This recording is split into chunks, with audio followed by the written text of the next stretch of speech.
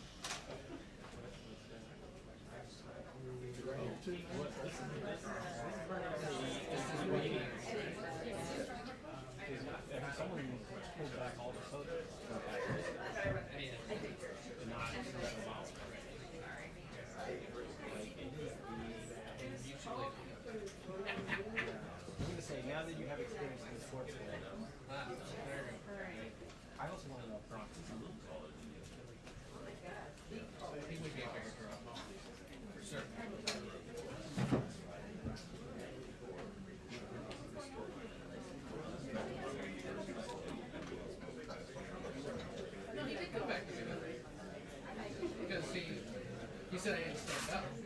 Yeah, he did, and then everyone started saying it. Very much as Simon said. That's why I didn't.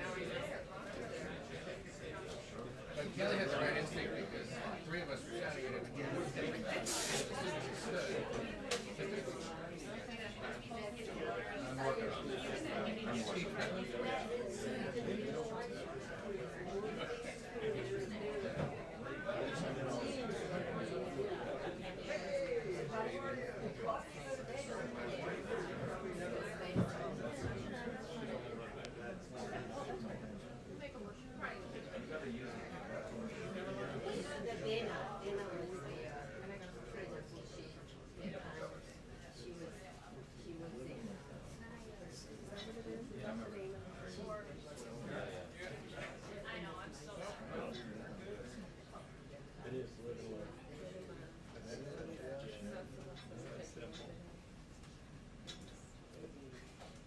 I'm still learning it myself. I'm still learning.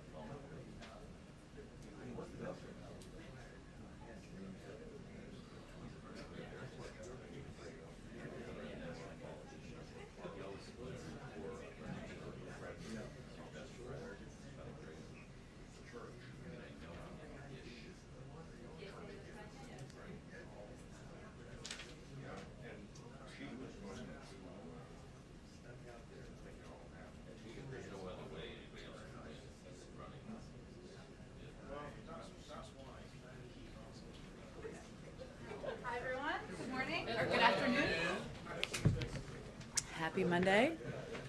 Okay, one item for all of you at the top. The United States continues its tremendous efforts to donate COVID-19 vaccines from the U.S. global supply. Today we can announce that we have over 1 million Johnson & Johnson vaccines headed to Gambia, Senegal, Zambia, and Niger. We're also pleased to announce 3 million vaccines going to Guatemala tomorrow, continuing our prioritization of Latin American countries. As these shipments demonstrate, the United States is fulfilling our promise to be an arsenal of vaccines for the world, and we're proud to be donating these doses to save lives and help those in need. Josh, we're going to kick us off. Thanks, Jen.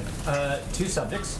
First, the president's remarks on why China didn't face sanctions for cyber attacks, but Russia did. Could you clarify, since both countries are accused of protecting criminal hacker groups? And then, along those same lines, the U.S. imports about $435 billion of goods from China. To what degree do economic concerns play a role in how to address cyber attacks?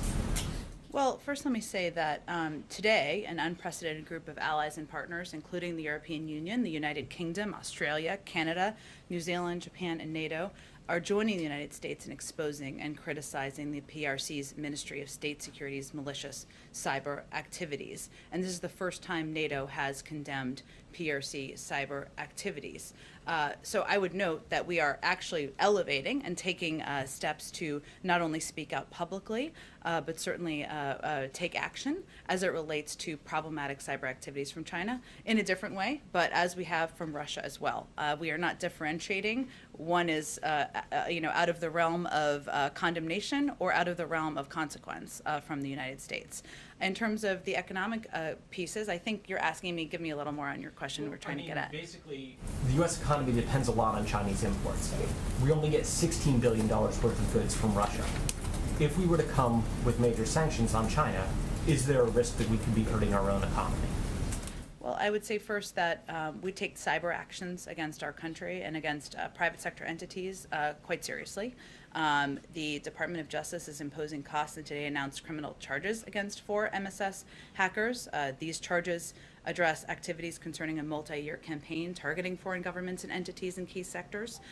We also have, of course, through the National Security Agency, Cybersecurity and Infrastructure Security Agency, and Federal Bureau of Investigation exposed over 50 tactics, techniques, and procedures Chinese state-sponsored cyber actors used when targeting U.S. and allied networks. My point is we are not holding back. We are not allowing any economic circumstance or consideration to prevent us from taking actions where warrant. And also, we reserve the option to take additional actions where warrant as well. This is not the conclusion of our efforts as it relates to cyber activities with China or Russia. And then, secondly, with Facebook, the president suggested that executives look in the mirror and change their practices. Does that mean the administration isn't considering any regulatory or legal moves to possibly address disinformation on social media?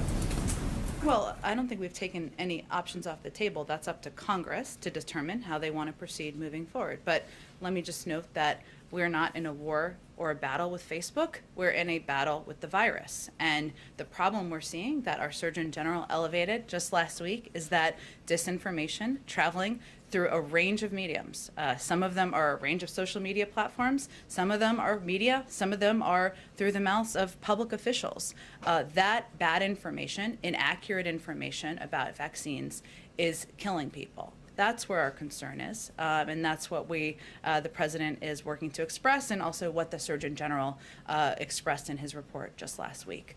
Go ahead, Steve. Now that you've leveled these charges on China, do you plan to raise them with them?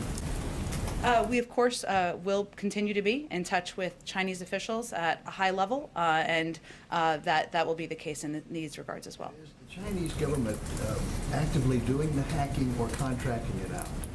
I don't have any more detail than that, Steve. Let me check and see if there's more we can provide to you about. Lastly, the Belarus opposition leader is in Washington this week. I think she's going to meet Tony Blinken today. Is the president going to meet with her? We are still finalizing what the details are. She will be meeting with White House officials. I wouldn't say it will be the president, but she will be meeting with White House officials when she's here. We'll have more to report on that once those details are finalized. Go ahead, Phil. Just to follow up, the statements of the Ministry of State Security was directly paying hackers, which was why it was elevated. The president kind of compared it to the Russia situation, but said that maybe they're protecting them or accommodating them, which doesn't seem to be a direct link, as what the statement said this morning.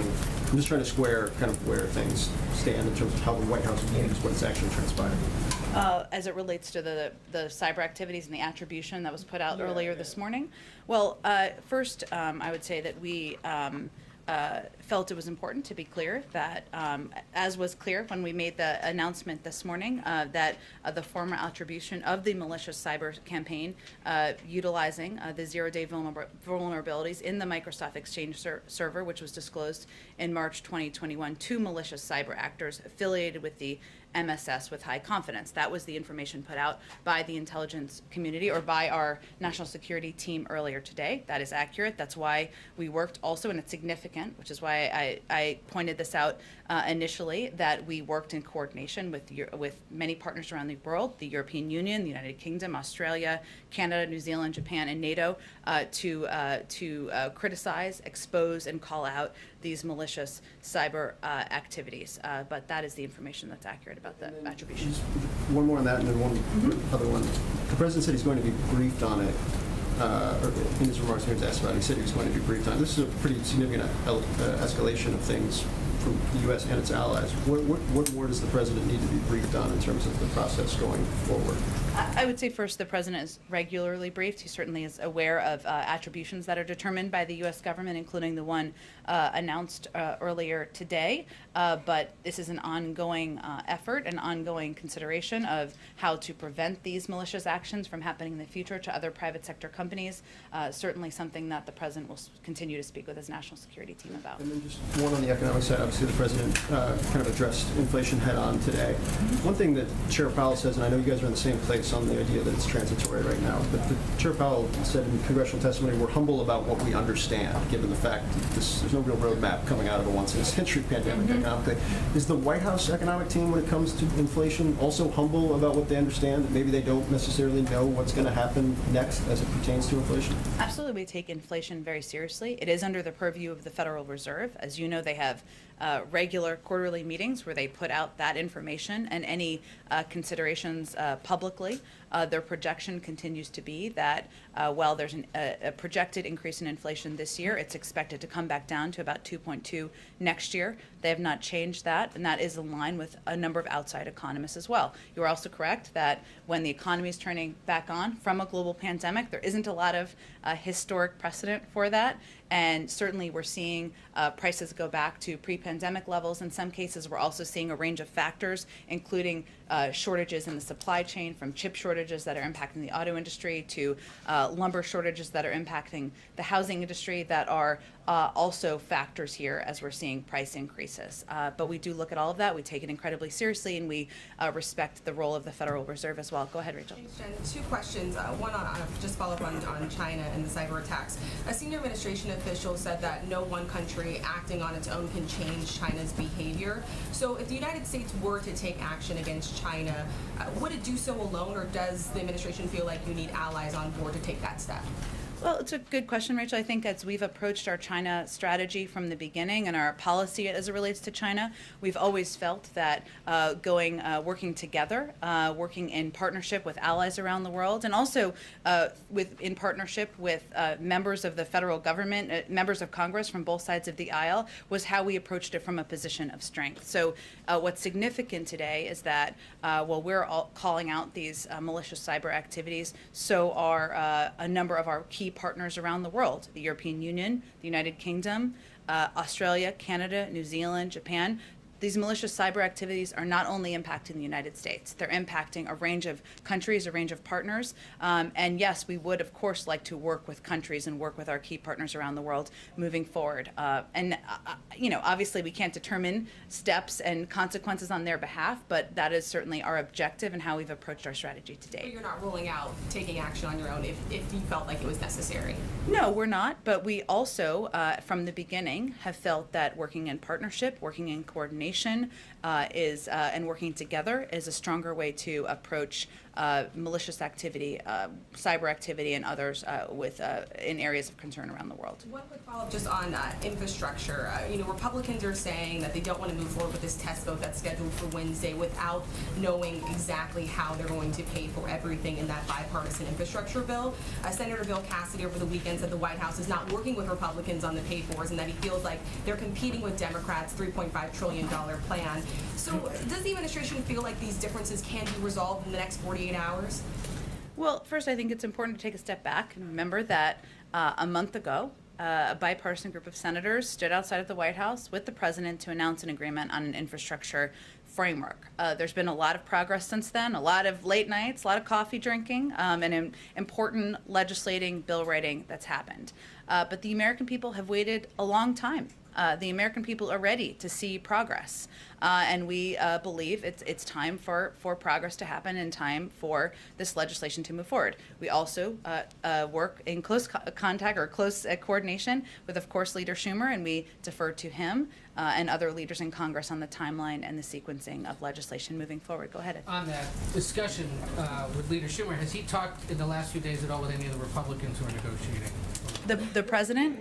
I don't have any calls to read out for you. I can tell you that our team, senior White House officials, have been in close contact with Democrats and Republicans, members and their offices, and whenever it warrants, the president is always happy to pick up the phone. And then on the Guantanamo Bay announcement today, senior officials say 10 of the remaining detainees are eligible for repatriation. Any sense yet of the targeted timelines for transferring them? And is there a broader goal within this administration of closing Guantanamo Bay? Has that timeline been set? Yes, our goal is to close Guantanamo Bay. I can tell you that there's 39, I think you know some of this, but for others who are following it, there are 39 detainees who remain at Guantanamo Bay. 10 are eligible for transfer, 17 are eligible for a periodic review board, 10 are involved in the military commissions process, and 2 detainees have been convicted. This individual who we announced the transfer of, the Department of Defense announced the transfer of, had been, had started moving through the process during the Obama-Biden administration and was on pause for some period of time over the last 4 years. I don't have a timeline for you. As you know, there's a process. There are different layers of the process, but that remains our goal, and we are considering all available avenues to responsibly transfer detainees and, of course, close Guantanamo Bay. We and a few other outlets have reported that the administration is now planning to send about 2,500 Afghan translators, and I believe members of their family, to Fort Lee in Virginia as they complete the steps to have their legal status in this country reviewed.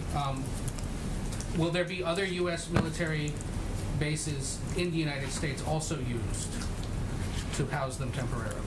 Well, first, any confirmation and final details of military base usage would be from the Department of Defense and the State Department, given they're implementing these programs. I expect they will have more to share with you, Ed. I just want to defer to them, given it is their programs. I will say that when I went through the programs and how the process worked last week, one of the things I tried to note, but I will elevate again here, is that individuals who have completed the process, the security review, the vetting and security process, could be relocated to the United States. That would be certainly military, U.S. military bases, and the Department of Defense will assess how many of those and how many facilities they would need for those transfers. 2 real quick scheduling things. Mm-hmm. Is the president at all scheduled to meet anytime soon with members of the Texas Democratic House delegation that's here in Washington? I don't have any meetings to preview for you at this point in time. And I hesitate to ask this because I'm only a slight Don't admirer. hesitate. It's okay. Is It's a Tom Monday. Brady joining the Buccaneers here at the White House tomorrow? I've been asked to ask this by several people. It's okay. I don't have the list of Buccaneers attending tomorrow in front of me.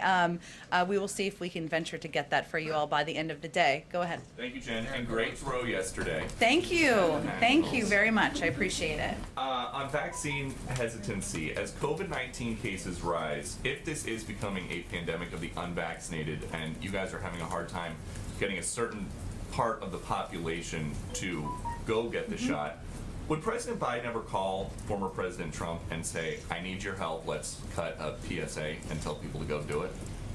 Well, first I would say that what we've seen in our data is that the most trusted voices are local officials, doctors, medical experts, civic leaders, clergy from time to time, and that is where we've really invested our funding and our resources. We've seen almost every former president play a role in putting out a PSA, making sure people understood in the country that the vaccine is safe and effective. We don't believe that requires an embroidered invitation to be a part of. But certainly any role of anyone who has a platform where they can provide information to the public that the vaccine is safe, it is effective. We don't see this as a political issue. We'd certainly welcome that engagement. And about those Texas Democrats, since the vice president met with these Texas Democratic lawmakers, 5 of them have now tested positive for COVID-19. Is there any safety concern about her spending time around the president until a certain amount of time has passed? Well, first I would say I think the vice president's office put out that she was tested and that there was no detection of COVID-19. They also put out some specific details about their proximity to the individuals who tested positive as well. We take these precautions incredibly seriously and abide by the guidance of our health and medical experts. Do officials here wish that those Texas Democrats would have been more careful and taken more precautions, like wearing masks on the flight here? Again, I don't think I'm going to be in a position here to assess what safety precautions they may or may not have taken. Obviously, these individuals were out there trying to elevate the issue of an individual's right to vote. We of course, hope everybody abides by public health guidelines. That's what we certainly recommend. But the Vice President, what's important for everybody to know is that the Vice President was tested.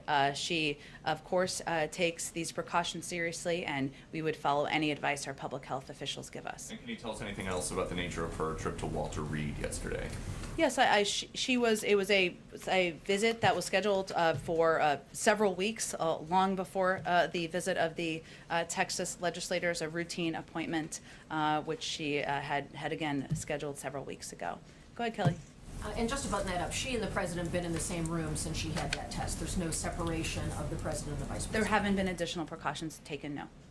On China, can you help us understand why the president asked a couple of questions today, was not sort of in the same posture we've seen toward Russia, where he has called out Russia publicly to stop, and from what we know based on the administration's findings, this is China paying cyber criminals to carry out, whereas in Russia, our understanding is Putin may have some looser relationship or perhaps some ability to direct criminal actors, but not that connection. So we gave the president an opportunity to address the China issue today. He seemed to pull his punches and not go after China. Why? Well, I would say first, Kelly, that was not the intention he was trying to project. He takes malicious cyber activity incredibly seriously. The effort and the to engage and unite an unprecedented group of our allies and partners was something that was under his direction, and he continues to feel it's important to lead from a position of strength in close coordination with our partners and allies around the world. And he takes malicious cyber activity, whether it's from Russia or China, whomever the actors may be, quite seriously. And I think our efforts to lead on this should be an indication of that. On COVID, does the administration think it is appropriate at this time to try to do more tracking on breakthrough cases, since there are more reports of that, and that's not something the CDC has been following except when it's hospitalizations? Should more data collection take place? It's a great question. I'll have to talk to our health and medical experts about the benefits of that tracking and how they see that as a public health priority. I will note that what we've continued to see is that the individuals, 99.5% of people who are being hospitalized and dying of COVID are not vaccinated. The individuals who have gotten COVID, I should say, a number of these individuals we've been talking about from a public manner have been getting mild cases, have not been hospitalized. That's of course no one's preference to get any form, but they have been asymptomatic, and that is showing that the vaccine is actually working. Go ahead. Yeah, then on the virus, the president spoke this morning about the economic boom the country's undergoing, but stock and oil prices fell today in part because of rising concerns about the Delta variant. Is the president considering reinstating mask requirements at all, both for health but also for economic reasons? Well, first I would say that our health and medical experts look closely at the broad swath of data across the country. And I would remind you all that almost 70% of adults are still vaccinated in this country. We are not in the place we were 2 months, 3 months, 6 months ago as it relates to our fight with the virus. It is still underway. We are still battling the virus, there's no question. And as the president said just on Friday, this has become a pandemic of the unvaccinated, in that is where we are seeing hospitalizations, where we are seeing deaths. We certainly have seen, of course, have seen the movements in the stock market. We also know that unemployment is down, economic growth is up, job creation is up, wages are up, and we can assure people we are still at war with the virus, even as we've seen progress made over the last several months. We're also on COVID. I'm sure you've seen an alternate on the women's gymnastics team has tested positive while in Japan. Any specific precautions the White House is taking with the First Lady's travel to ensure her safety as she goes over there? Well, first, we are aware of course, COVID-19 cases among a handful of athletes. We're monitoring the situation, wishing a speedy recovery to those who have tested positive. Public health remains a central priority for the Games. The government of Japan and the IOC have very strict protocols, and they are taking careful safety precautions to keep the athletes and the public safe. Nothing has changed in terms of our plans for the U.S. delegation. Our team will be following very strict safety and health protocols, limiting engagement with the public and keeping our footprint as small as possible. Our COVID team at the White House, as well as health officials at the IOC and the government of Japan, all agree that the stringent protocols and health measures in place will keep them safe. But of course, we continue to monitor individuals who are Anything getting. specific with the First Lady's travel? There is nothing new. Nothing has changed as it relates to her travel or the travel of the delegation. Go ahead. Earlier today, the president said he wasn't sure whether Facebook had done enough since last week to combat misinformation. Is there anything that the White House can point to generally that perhaps indicates that the companies are getting the message? Well, I think it's as I kind of started off in response to Josh, I would just go back to the point that our fight is not with one social media platform. It is with the virus. And we have a role, everybody has a role in combating misinformation. In terms of monitoring whether there have been steps that have been taken, I mean, there are things that you all can assess. There's no secret monitoring, right? You all can assess as media organizations and companies as well. Do you have access to information from these platforms as to who is receiving misinformation? I don't think that information has been released. Do you know how the algorithms are working at any of these platforms? I don't think that information has been released. But again, this is not about one platform. This is about misinformation that we're seeing travel around into the minds, the inboxes, the minds, of individuals, of people around the country. Inaccurate information that is preventing people from taking the step to getting vaccinated, and that is, of course, a public health concern for us. One quick follow-up, just to button it down on the Senate calendar for Wednesday. Yeah. So the White House has no pause at this point about going forward with the cloture vote on Wednesday? It is the decision of the Leader Schumer on the timing and the schedule of the Senate votes. I will note again that it has been about 4 weeks since the president and bipartisan members stood outside together and announced an agreement. Lots of work has happened, lots of good work together, bipartisan work has happened, but we believe it's time to move forward with this vote, with congressional action. Go ahead, Ann. Too quickly on Guantanamo, and then I have one other thing. Can you be a little more precise about what the president's timeline is for closure of Guantanamo? For example, does he think, as some advocates have suggested, that it should be closed in his first year in office? If not, does he have a deadline? I don't have a new deadline to outline here for you today. So just closure when it can be closed? Well, as you know, Ann, there are several components of this process. It includes notifications and consultations with Congress. It's not something where one individual, even the President of the United States, can do it on his own. And then on military commissions, 10 of the remaining 39 detainees are eligible for military commission prosecution. As you know, the chief prosecutor has retired with no announcement of a replacement ahead of the first major trial of the Biden administration under that protocol. What is the administration's plan for military commissions, and does the president continue to believe that it is an appropriate way to deal with the remaining detainees? Nothing has changed about the appropriateness of, or his view, our view, the president's view of the appropriateness of the commissions. I can certainly check with the Department of Defense and National Security team if there's an additional. There's some new Havana syndrome cases or suspected cases. Is the administration now prepared to say that it believes Russia is responsible for this string of attacks, and what is the president doing to protect U.S. diplomats and others from these kinds of attacks? Well, the NSC, the National Security Council, is coordinating a full review of intelligence reporting to ascertain whether there may be previously unreported incidents that fit a broader pattern. At this time, we still don't know the cause of these incidents or whether they constitute an attack of some kind by a foreign actor. These are areas of active inquiry, something that our intelligence community is working on and very focused on. Go ahead. Jen, thanks so much. Yeah.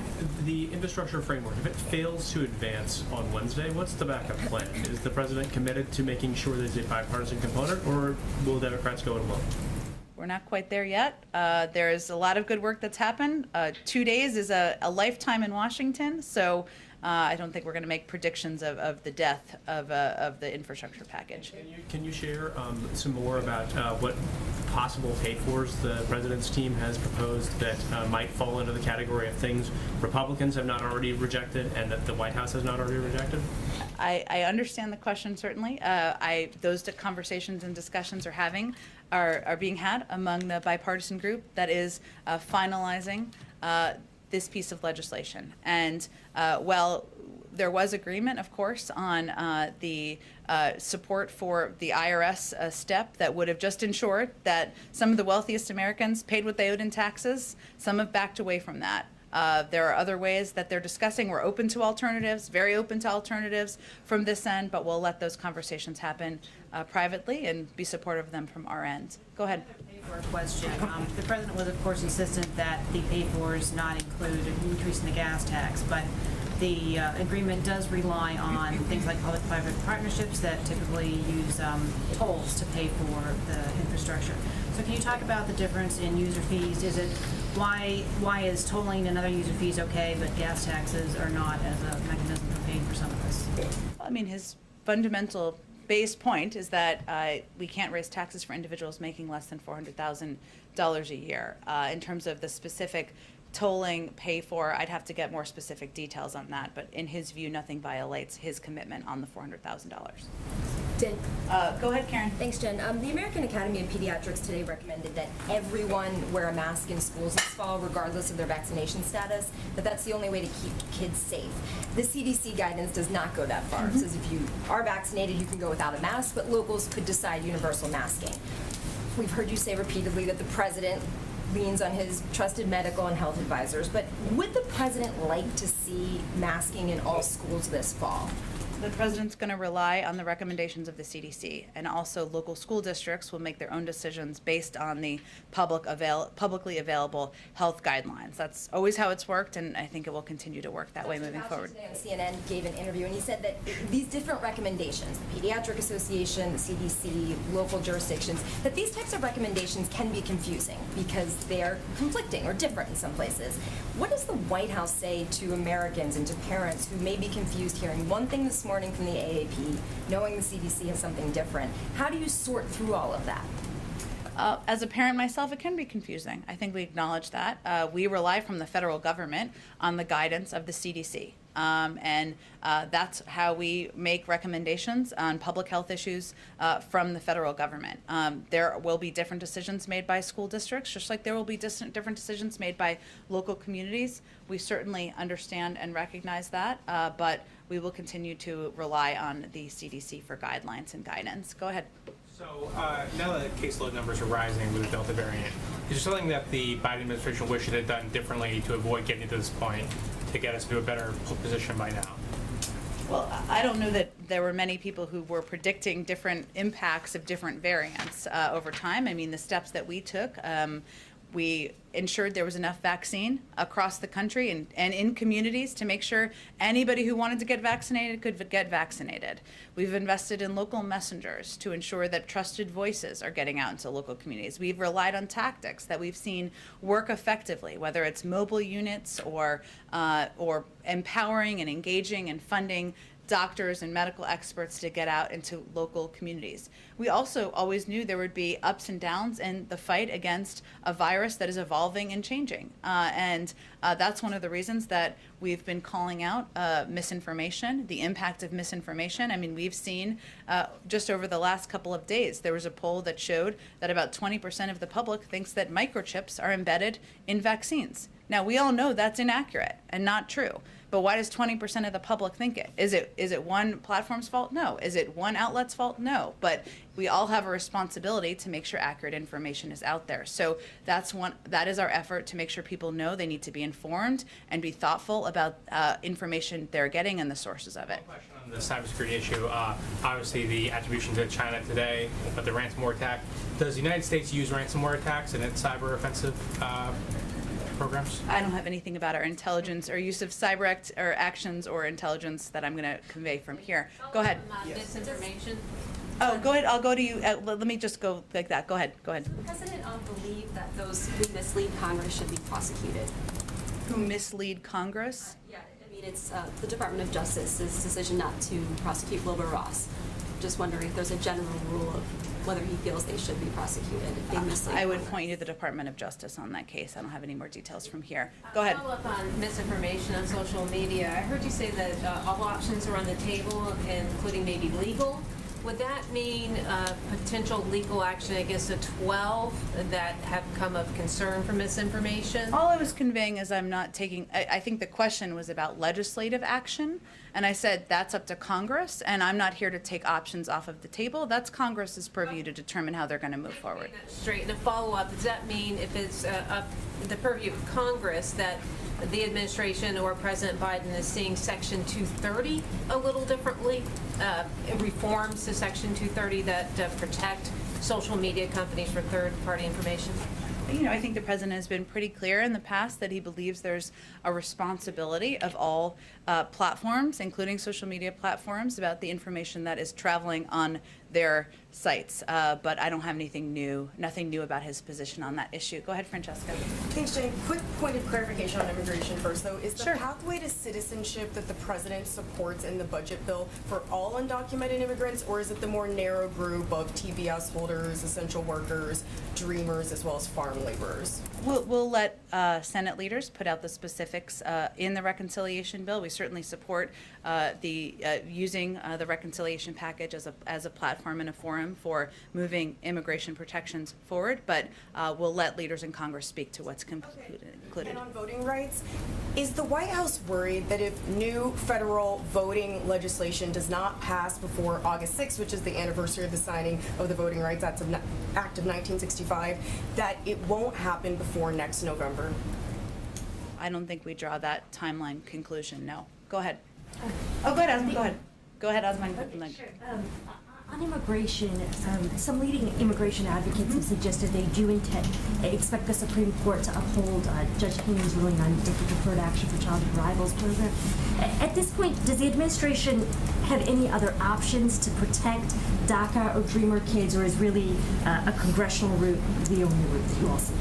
I think, as the president's statement made clear, a congressional route is the way to make it permanent. And certainly our Department of Justice has also indicated their intention to fight this effort even after the ruling on Friday as well. So any interim actions, I guess, before Congress were to act, specifically on the DACA program? I think, again, as the statement made clear, congressional action is the way to make it permanent. And that's something the president has long supported and will continue to advocate for. Go ahead. Going back on voting rights real quick, I spoke with Texas State Representative Bowers this morning, who now says it's actually 6 members who have COVID that are in the delegation. But she said that they are worried that nothing's going to come from the administration by that August 6th when special session ends. And so she's wondering, is there any kind of movement that we can see from the president coming out by that time? I know we still don't, we don't know if there's going to be anything on the schedule, but is there anything that he's planning to say or do? Do you mean the passage of the voting right of the bill, or what do you mean exactly? Well, what are they expecting in terms of the passage of the legislation, or what are? They're worried that nothing is going to happen by August the 6th, and so that was a big concern when I spoke with her this morning, that there's no movement that's going to be coming from the administration. Well, it would require Congress passing the For the People Act for the president to sign it into law. He can't, the action would be first on Congress, not on the president. Coming out and saying, I know we've already talked about the filibuster like 50 million times. Beyond the speech he gave last week? Yes. That is exactly what they were doing. I think he will continue to advocate for voting rights as a fundamental right for people across the country. That is something he gave a major speech on 6 days ago, and he will continue to look for opportunities to elevate that moving forward as well. Absolutely. Go ahead. Thanks, Jen. I have a follow-up to Peter's question about Trump, and I have my own vaccine question.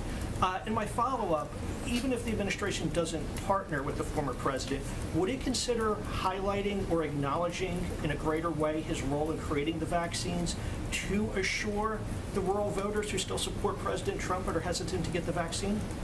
Well, I think do you have data to suggest that that's the issue that's preventing people from getting vaccinated? Well, we're seeing that the communities that have the lowest vaccination rates did seem to vote for President Trump. Okay, but what I'm asking you is if information related to whether or not the former president got credit is leading people not to get vaccinated, or is it information like microchips in vaccines and it causing fertility issues, causing health issues? Because you're drawing a few conclusions there that I haven't seen in data, but maybe you have that information to provide. No, but I think I think it's an issue. I mean, I think it's a common sense that these are people who've supported him. These are people who are hesitant to get vaccinated. I don't think it takes a lot to draw the conclusion. Well, let me be very clear. Our objective is to ensure all Americans will get vaccinated. That would be, of course, we'd love that. Democrats, Republicans, independents. It's not a political issue to us. The virus does not look at people's party affiliation. We recognize that. The president's going to govern for all people. What I'm conveying to you is you're jumping to a few conclusions that I don't think data backs up in terms of what the impacts are. And what we're seeing is that misinformation traveling in a range of means, whether it's social media platforms, some forms of media, some elected officials, is having the biggest factor as it relates to individuals not getting vaccinated because people don't have access to accurate information. Go ahead. Thank you, Jen. The president is about to meet with the King of Jordan shortly.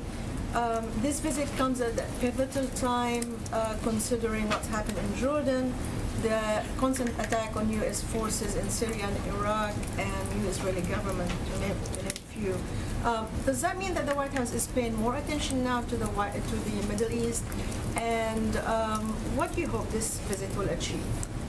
Well, we have been paying quite a bit of attention, we would argue, to the Middle East and a range of issues that you've highlighted, Nadia, whether it is the attacks that we've seen on bases in parts of the Middle East, or whether it is our desire, of course, to even move forward on lasting peace between the Israelis and the Palestinians. And Jordan has been a key partner for some time, long before President Biden took office, to the United States, through many presidents in these efforts, in these endeavors. So sorry, this is an aggressive fly.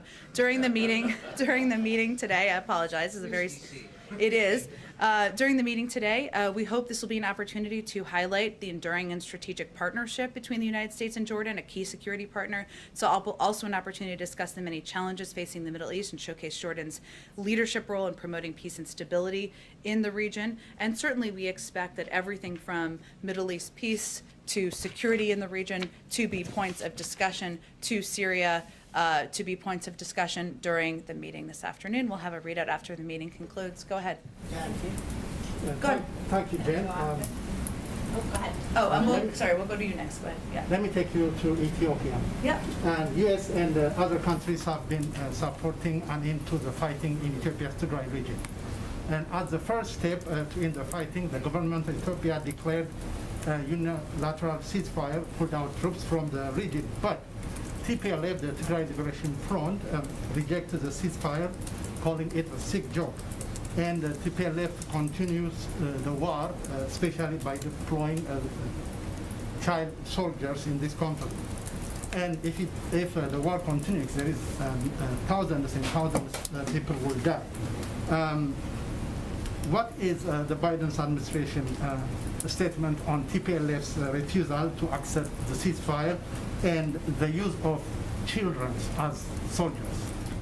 Well, certainly we take security and stability in Ethiopia quite seriously. I would point you to the State Department. I know my colleague Ned Price is briefing later this afternoon and give you more details on what our work is in engagement and our view from the U.S. government. Go ahead. Is the White House seeking any meetings with social media companies when you're talking about misinformation? We have been in regular touch from the beginning of the administration, because we knew from the beginning that misinformation or disinformation and how it would travel out there into the world was going to be a challenge. So that has been something that has been ongoing since the beginning of the administration. I also wanted to ask you, someone asked earlier about Republicans backing off the idea of increasing funding for the IRS. Yep. When you're talking about that and the president being open to other proposals, are you talking within the framework, the bipartisan framework, or the reconciliation package, or both? The bipartisan framework, that's the deal. We're kind of, that is the discussion with Republicans. Of course, we would welcome Republican support for the reconciliation package, but we're talking about specifically the pay-fors on the bipartisan infrastructure framework. Go ahead in the back. Thank you. Will the White House publicly release information on posts that it considers misinformation on vaccines that it's asked Facebook to block? First of all, we've not asked Facebook to block any individual posts. The way this works is that there are trends that are out there on social media platforms. You're aware of them. we're aware of them. Anyone in the public can be aware of them. There's also data that we look at, that many media platforms, like many of you, also look at data in terms of trends, and you report on it, which is not to be expected given the number of people who get their information from social media.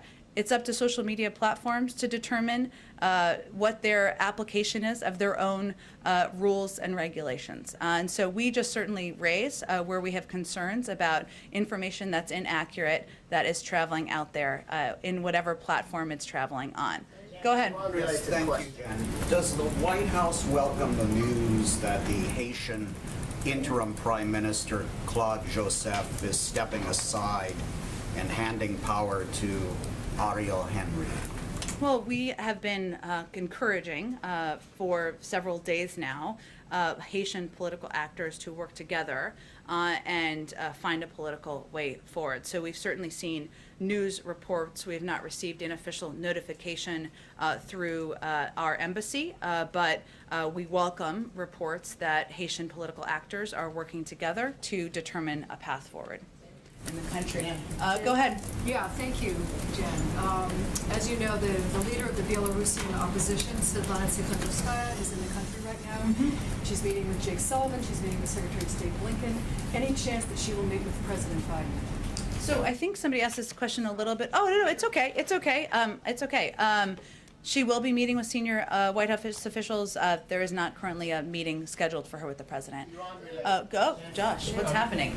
I just wanted to thank you, Jen, but as a point of privilege, I wanted to jump in. Canada announced it's going to reopen its borders for U.S. citizens who are vaccinated on August 9th. Does the United States plan to reciprocate? We are continuing to review our travel restrictions. Any decisions about reopening travel will be guided by our public health and medical experts. We take this incredibly seriously, but we look and are guided by our own medical experts, and not in a I wouldn't look at it through a reciprocal intention. Go ahead. Go ahead in the middle. Yeah, go ahead. Thank you. As you know, Senate Republicans have been calling on the president to withdraw his nominee to lead the Bureau of Land Management, Tracy Stone Manning, over connections to this tree spiking incident in 1989. That escalated last week with this former Forest Service investigator coming forward with an account that contradicts what she's told senators, as well as a man who was convicted in that case. Have those revelations changed the president's view on that nominee at all? It has not.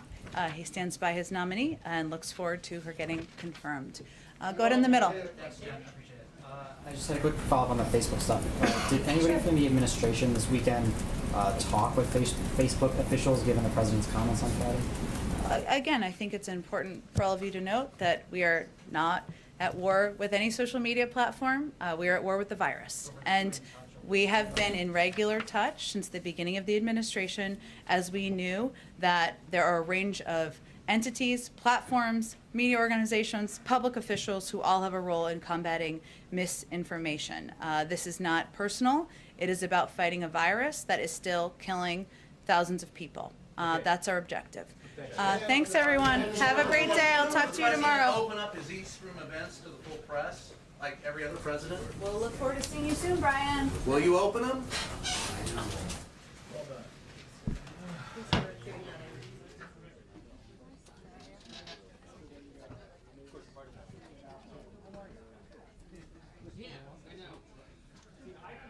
I wish I'd known. I think people usually it could be by being like, okay, for you since it's your birthday. Josh, I thought for sure you were breaking in to ask about the NBA committee annual session date.